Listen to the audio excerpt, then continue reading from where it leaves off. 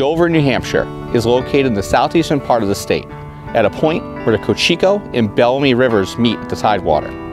The waterfalls here were prime locations for the Cocheco Manufacturing Company, a cotton mill, and Sawyer's Mills that produced fine woolens. There were also other smaller industries in town, such as shoe and machine shops, brickyards, etc. But as in other industrial cities of the Northeast, there have been many changes. The large mills have closed, replaced by several smaller manufacturers of various products, some located in the old mill buildings. In the late 18th century, before the railroads, the Cocheco River provided a source of transportation to Dover as it was navigable right up to the falls, allowing ships to dock almost in the center of the city. When the railroads came in the 19th century, the right-of-way was located on a plateau much higher than the tidewater. Therefore, there was no connection between them and the shipping docks. Undoubtedly, this was one reason why Dover never became a real busy port.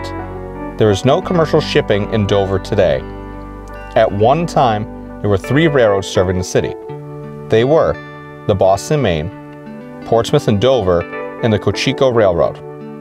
For the convenience of the public, there were 9 railroad stations. It is hard to believe that a city of this size should have so many. They ranged from sturdy brick structures to mere wooden shelters.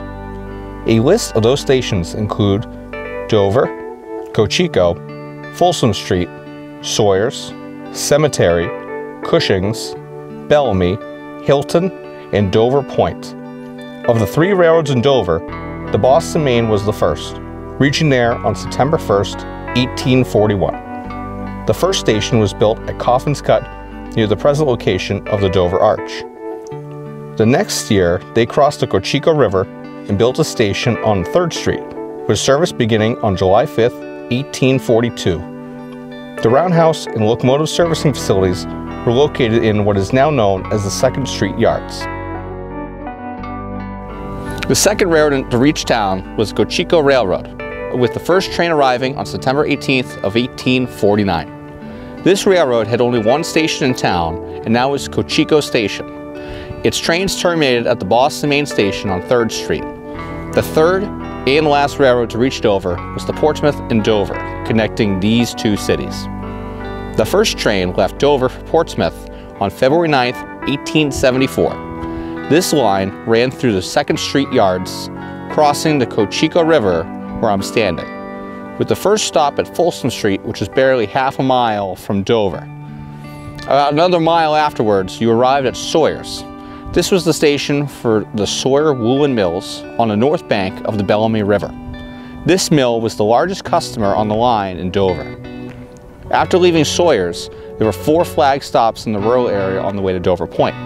These were Cemetery, Cushing's, Bellamy, and Hilton.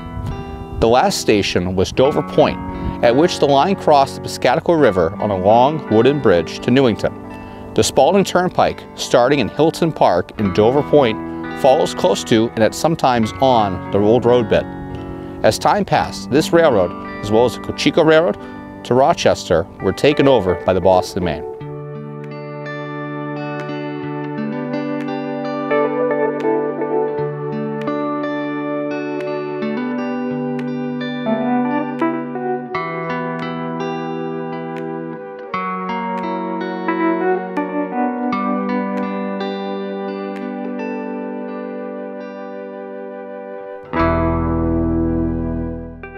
In September 1919, a new roundhouse and facilities were opened at the present location on Oak Street.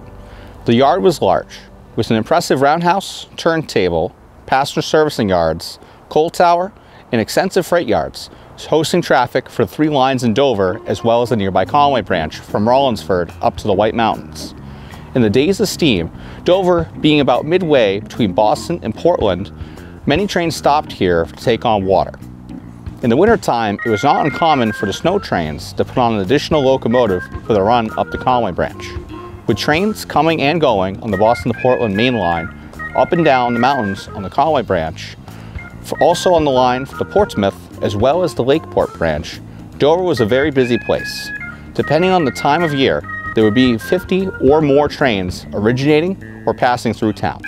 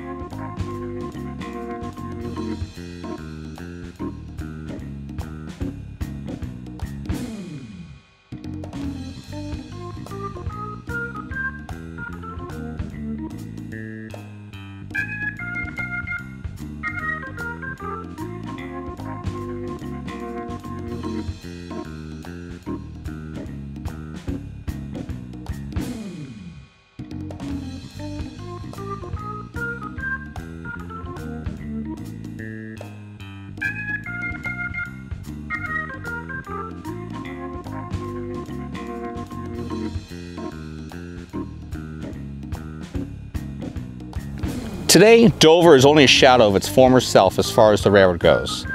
Of course, the Boston to Portland Main line is still pretty much the same as it always was, except for a few tracks that have been removed. The other two lines in the city, the Cocheco line towards Rochester and the Portsmouth and Dover line, were cut back in 1942 and 1934 respectively. Both remain in service as stub branches within Dover serving industrial customers. The stub of the Cocheco remained in service up to 6th Street, where customers were served until abandonment in the early 1980s. This remnant of the line to Portsmouth stuck around as far as Sawyer Mills near the Spalding Turnpike. This remnant, redubbed as the Sawyer branch, saw service to more business forms in Agway until the early 1980s. The Boston Maine Railroad ended passenger service on the Western Route Main line in 1967, and the Stark Passenger Depot that had replaced the original impressive structure was demolished. Passenger service returned to Dover in 2001 in the form of Amtrak's Downeaster service, which passes through daily. A modern station was constructed to coincide with Amtrak service in the new millennium. The daily presence of passenger trains, frequent CSX freight trains, and the New Hampshire North Coast Railroad down on the Conway branch keep the legacy of the railroad alive in Dover, and a taste of the city industrial railroad heritage.